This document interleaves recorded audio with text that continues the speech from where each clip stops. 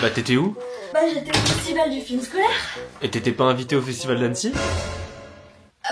Si, on y retourne du coup.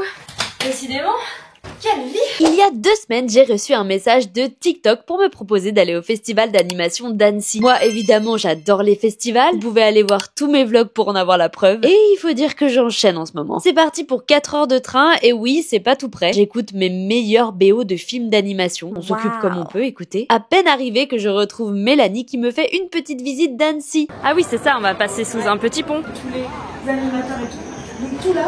Bah oui, c'est blindé. Et regarde-moi ça. Ah, j'adore.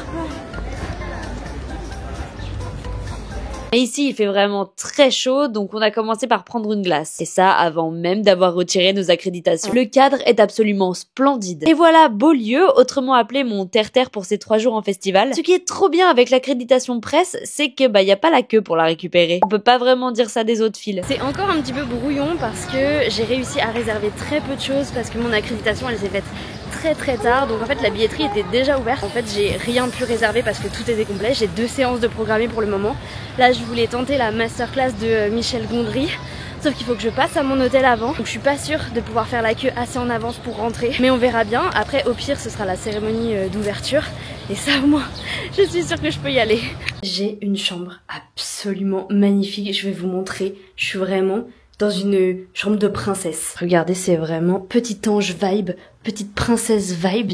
J'ai une balançoire. Et ça, c'est la salle de bain, aussi super grande. Le traditionnel coucou de miroir. Ah non, franchement, ils m'ont trop bien mise, quoi. Je suis choquée. Il y a plein de trucs qui se balancent, il y a aussi une rocking chair à côté. Fini de rigoler, let's go faire la queue sous le cagnard. Et puis là, retournement de situation. J'ai eu une place. Et aussi toutes celles que j'avais demandées. Et alors ici, il y a des traditions en tout genre, comme les avions en papier. Ils doivent arriver sur la scène. Eh bien, ce n'est pas facile. Ah, ça a pas marché, hein? Merci. Il y a plein de gens qui dessinent aussi partout, j'adore. Toi le dernier des vrais, qui vient ainsi depuis le siècle dernier et qui regrette le temps où les festivaliers pouvaient se retrouver pour un pique-nique au bord du lac, comme dans un tableau de Renoir. Et voilà l'arrivée de Michel Gondry. Ceux qui resituent pas, c'est le réalisateur d'Eternal Sunshine of the Spotless Mind, de L'écume des jours ou encore du livre des solutions. Donc l'animation, c'est un petit peu, juste un peu plus compliqué parce que c'est une succession de dessins. Et on a vraiment beaucoup rigolé. Moi, Michel Gondry, j'ai découvert quand j'étais ado avec Eternal Sunshine, et là, j'avoue que ce petit moment pendant 1h30 où il est revenu sur toute sa carrière, mais surtout la carrière de clip, parce que c'est un clipper de base, de son amour de l'animation, de ce qu'il fait maintenant avec pour sa fille Maya. C'était juste un petit moment de plaisir avec un monsieur qui a beaucoup de choses à raconter, qui est extrêmement timide, mais qui est tellement fan de cinéma, qui est tellement fan de l'art en général, qui je pense est l'incarnation même du syndrome de l'imposteur, même si c'est un génie. Très très drôle, très pince sans rire, mais c'était très agréable de l'entendre parler de lui et des autres aussi. Moi, Michel Gondry, je l'ai découvert assez tard, je pense. J'ai surtout compris qui il était avec le livre des solutions, dans le sens où en regardant ce film, j'ai compris que c'était aussi celui qui avait réalisé Eternal Sunshine. Et après, ça a fait plein de liens dans ma tête, même les vidéoclips qu'il a réalisés. Je me suis rendu compte que j'en avais vu plein, que j'aimais beaucoup, mais j'avais pas fait le lien entre une seule et même personne. Aujourd'hui, son travail, je le trouve hyper fascinant, et le fait de mélanger l'animation et la prise de vue réelle. Voilà, hyper content d'avoir pu y rentrer finalement parce que c'était pas gagné. Au final, j'ai fait la queue dernière minute. Puis on m'a envoyé un mail pour me dire c'est bon, t'as une place, faut aller la chercher au stand des invitations. Il me restait qu'une demi-heure. J'y suis allée, la queue était hyper longue et ça n'avançait pas. Donc je commençais un petit peu à paniquer, à avoir un peu envie de passer devant tout le monde en disant en fait je suis pressée. Finalement, c'était pas le bon endroit, il fallait que j'aille à un autre endroit où là pour le coup il y avait absolument personne, et j'ai pu récupérer donc ma petite enveloppe avec absolument toutes les places que j'avais demandées. Donc par rapport à mes inquiétudes de tout à l'heure, et voilà, c'est réglé, je vais pouvoir faire le festival comme je l'avais voulu. Direction la cérémonie d'ouverture, et je n'étais pas seule, on a retrouvé Intercut et vraiment les deux sont partis dans un débat pédalo. Et vous voulez savoir ce que ça fait d'être au milieu? Un concours seulement, un quiz, et la personne qui a faux pédale. Attends, il y a un truc à faire là-dessus. Il y a un truc à perfectionner. Soit je pense à un film, je te donne des indices, et si tu trouves pas, bah tu pédales. Ouais. Soit, mais c'est un peu long. Tu prends la critique négative, la plus nulle d'halluciner sur un film et tu dois identifier le film. Mais il y a une bonne base, Et c'est parti. They're all living it up at the festival, huh? You know what? This won't stop us having fun because I've been in it all myself. Boys, you start with a good story with J'ai encore une fois l'honneur d'animer la soirée d'ouverture du festival et de vous accueillir, nombreux, pour célébrer avec nous cette édition 2025. Bon, l'ouverture, c'est beaucoup de blabla. Mais la particularité de cette ouverture, c'est qu'on nous présente 5 courts-métrages et pas un long-métrage comme on fait souvent. Alors, depuis me balançoire, je viens de rentrer de la cérémonie d'ouverture. J'ai particulièrement aimé le premier qui nous a été montré parce que je l'ai trouvé très beau, très poétique en stop motion, j'adore ça. Mais par contre, les autres, il y avait des choses plus expérimentales, peut-être plus aussi intense pour le cerveau en termes d'animation, donc c'était pas forcément mes préférés, et vu que le premier était vraiment génial pour le coup, c'était un peu plus compliqué de rentrer dans les autres, mais je trouve le concept d'avoir choisi de traiter 5 films de court-métrage d'animation à la place d'un long-métrage d'animation, c'était une idée très bonne et moi ça me met en joie. Après on est parti au cocktail d'ouverture, on a beaucoup discuté, j'ai pas filmé, je filme très rarement les soirées en festival parce que j'estime que moi c'est aussi mon moment où je me détends et j'ai pas envie de sortir ma caméra à tout va avec plein de gens, tout ça, mais en tout cas c'était très chouette, on a discuté.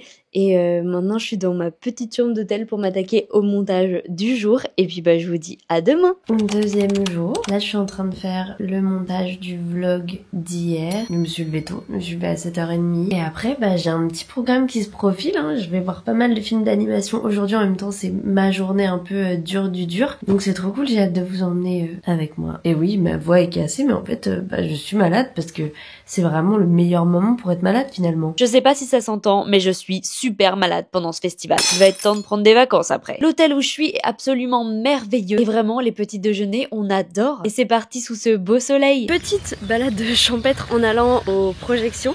Aujourd'hui, j'ai 3 films de prévu. J'ai Olivia et le tremblement de terre. Après, j'ai Goat et après, j'ai Animal Farm. Comme tous les films font environ 1h15, 1h30, ça me laisse beaucoup de temps aussi quand même dans la journée pour essayer de voir Annecy. Parce que malheureusement, je reste pas très longtemps. À mon grand désarroi. Parce que j'ai vu que j'étais invitée à un barbecue Disney. Autant vous dire que j'aurais adoré y aller, sauf que je serais plus là. Bref, c'est pas grave, on va essayer de profiter. Annecy qui est une ville que je ne connais pas. Spoiler alerte, je vais rien voir d'Annecy. On commence fort avec Olivia et le tremblement de terre invisible, un film en stop motion qui parle de l'enfance difficile. Et la réalisatrice était là. Petit tour dans l'espace presse et on a Mélanie qui nous prépare des petits cafés. C'était très mignon, c'était en stop motion. Moi j'adore le stop motion. Ça va parler aux enfants, ça va parler aux adultes, ça parle de l'injustice sociale et de comment aussi les enfants peuvent avoir leurs failles. Mais tout en poésie, tout en humour aussi un peu. Même si on sent que la situation est assez catastrophique pour certains enfants. Ça n'empêche que le film il porte de l'espoir. Et franchement le cinéma espagnol, que ce soit en fiction ou en animation, ils nous pondent des bangers. À partir du moment où c'est du stop motion, déjà je perds toute subjectivité, mais en même temps là c'était vraiment hyper bien fait. Techniquement, je trouve que le stop motion était hyper bien géré. De toute façon, quand on se sert du stop motion pour introduire de la poésie dans un monde réaliste qui traite de vrais sujets, ça me plaît forcément. Je trouve qu'il y a aussi une très très belle écriture des persos. Je trouve que les persos sont super bien écrits. Je sais pas ce que t'en as pensé, mais moi je trouve le personnage de Olivia génial et son rapport avec sa mère assez rarement vu en fait finalement. Donc ce personnage qui soutient sa mère en fait et qui tient à elle-même toute sa famille sans que ça en soit traité vraiment de manière misérabiliste, sans faire des caisses. Premier film en compète, ouais, gros niveau je trouve. Après ça, on est allé voir Goat, le nouveau film de Sony. Enfin, ça c'est ce qu'on croyait. En fait, c'est pas le film qu'on a vu, mais une présentation du film. Bon, les avions c'est toujours pas ça. Mais ils étaient joke. Il est vraiment revenu, voilà. Il s'appelle Revient. C'est un boomerang. En fait, j'ai pas... Dommage. Ça c'est tout ce que j'ai pu filmer. Heureusement, après on est allé se manger une énorme croziflette. On a vu le work in progress du nouveau film d'animation de Sony qui s'appelle Goat. C'est hyper intéressant de voir un film d'animation en préparation et vraiment en travail. Bon, évidemment, on pouvait pas filmer, mais ça donne grave envie. Enfin, Sony Animation, ils nous font des trucs de zinzin. C'est eux qui avaient fait notamment Spider-Man. Mais au final, c'est ce qu'il y a de plus intéressant dans le sens où les films, on pourra les voir quand ils vont sortir, les présentations comme ça par les équipes. Je veux dire, jamais on voit ça. En montage. J'ai évidemment l'heure d'aller manger une glace. Je suis en train de chercher Mélanie et Louis via une localisation en direct. Un petit escape game quoi. Passion. On est sauvés, je les ai retrouvés. Et puis on est parti faire la queue pour une séance événement, celle d'Animal Farm. Et vraiment les goodies à chaque truc c'est cool, ça me fait rire. On avait même un tuto pour les avions en papier. Ça va Mélanie? Normal. On est à quelle étape du tuto là?